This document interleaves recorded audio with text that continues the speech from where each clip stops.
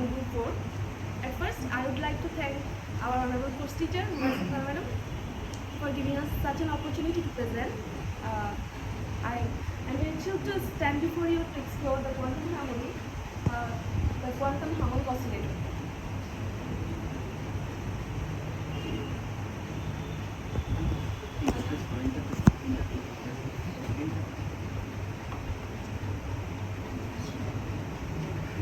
The course outline contain this, and then we get into the simple harmonic oscillator. In classical mechanics, simple harmonic oscillator is represented by a mass on a spring system, which obeys the Hooke's law, that is F is equals to minus A. The corresponding differential equation looks like this. And in quantum mechanics, again we know the force is a negative gradient of potential. Hence we obtain potential is proportional to x squared. If we plot a graph between potential and position, we find a graph like this. In quantum mechanics, a simple harmonic oscillator is represented by a diatomic molecule which obeys Schrödinger equation, which obeys the laws of quantum physics also. Now, let's have a look on the differences between quantum and classical harmonic oscillator.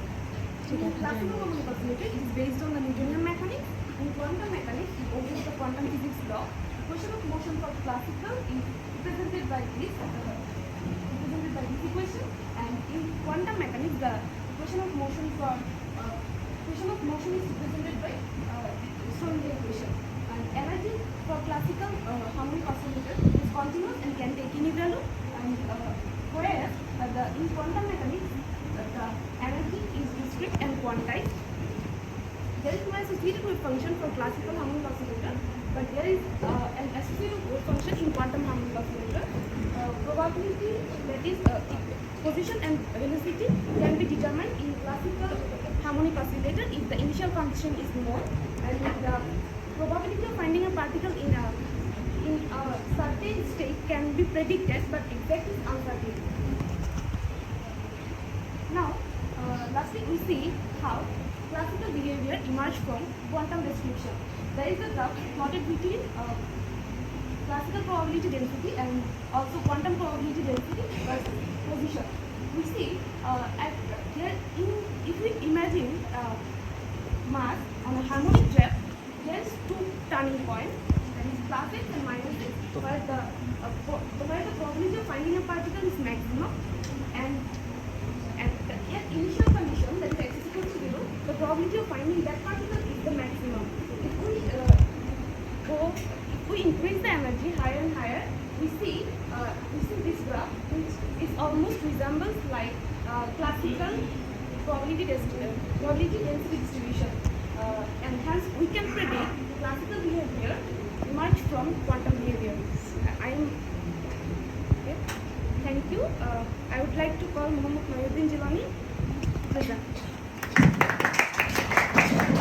Assalamu alaikum. I am Muhammad Mayuddin Jilani. Now I am going to discuss about Schrödinger equation for quantum harmonic oscillator.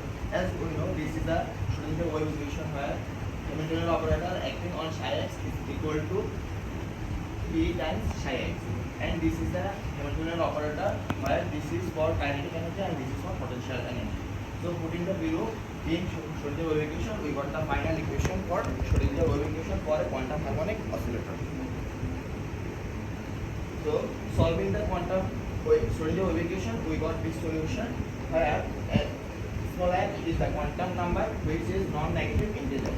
Here Hn is the Hermite polynomials of degree n, and alpha is a constant which is 2 pi mn by h car, and here capital N is a normalization constant.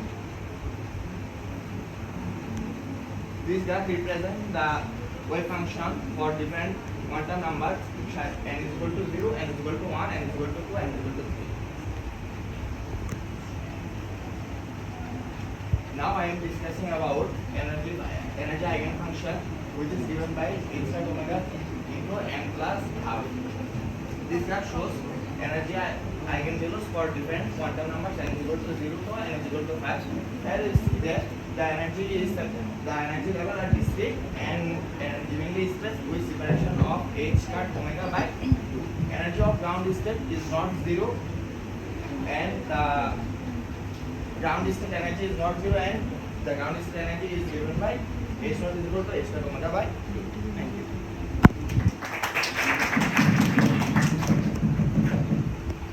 Assalamu alaikum everyone. I am Muhammad Minhaj and in this part I am going to describe probability density.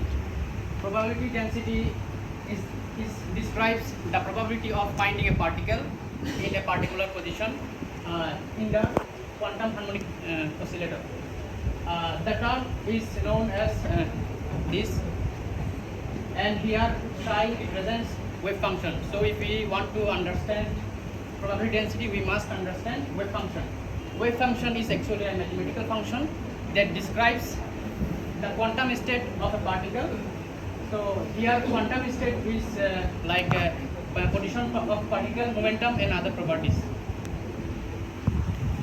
And with this equation we can calculate wave function, and here the left side represents the wave function, and with the value of wave function we can calculate probability density, because probability density and wave function are related, and the relation was given by Bond interpretation. It was named after the name of a physicist named Max Born. According to the Born interpretation, the square of the wave function, absolute value of the wave function, gives the value of probability density. So with this equation we can easily calculate the value of probability density. Now I am going to brief the variation of probability density for different energy eigenstates. One of my partner already has already cleared the concept of eigenstates. When we put the value of n equals to 0, the state is called ground state, and in this state we got a peak at x equals to 0 position. That means the probability is high, the probability of finding the position is high at x equals to 0 position. When you put n equals to 1, the state is called first excited state. And in this we can see there are two peaks, and we find a node at x equals to 0 position. That means at x equals to 0 position, the probability of finding the particle is 0. And if we move along the equilibrium position, we got with peak. That means beside the equilibrium position, we get the high probability of finding the position. And if we put n equals to 2, the state is called excited state, and we can see there are 3 peaks and 2 nodes. That means we can get 3 position where the probability density is high, and when we put more value, the figure will be very complex. So that's from me. Now I go to ask Murad.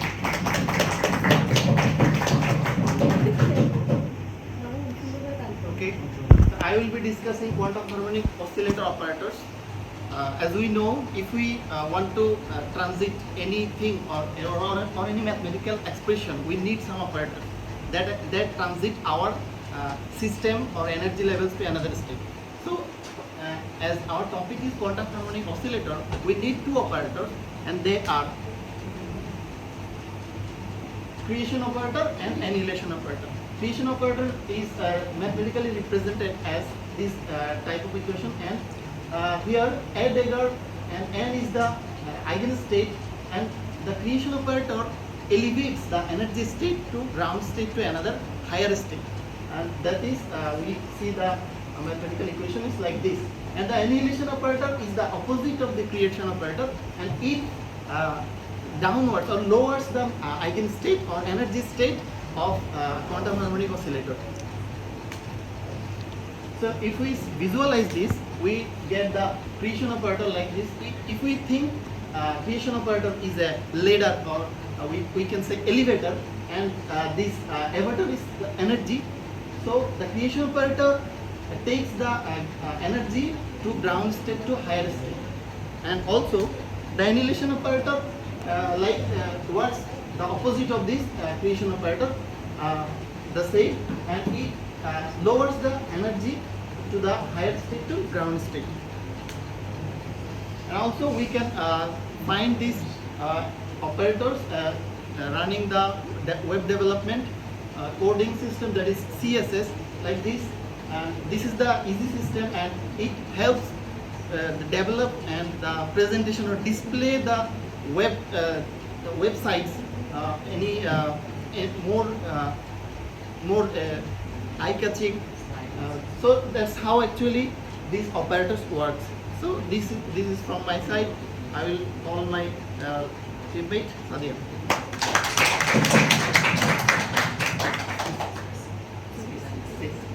So my part includes the real-life applications of quantum harmonic oscillators. This frog isn't bound to understand that why we need to what are the real-life applications of quantum harmonic oscillators. So let's him swing and go into the topic.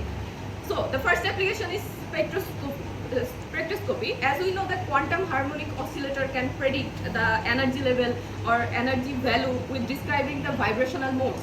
So we can understand the absorption, we can understand the emissions of specific frequencies of the electromagnetic radiations, and this can help us to understand the whole spectroscopy.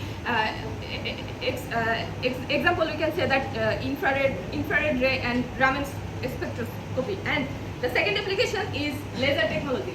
We can see that the quantum harmonic oscillator can describe the behaviors of photons inside the lasers. And here the energy levels of photons are quantized, and their oscillations are described by the quantum harmonic oscillators. Thirdly, semiconductor devices. We can see that the quantum harmonic oscillator explains the electrical resistance at low temperatures and the behaves of electrons like quantized vibrational modes.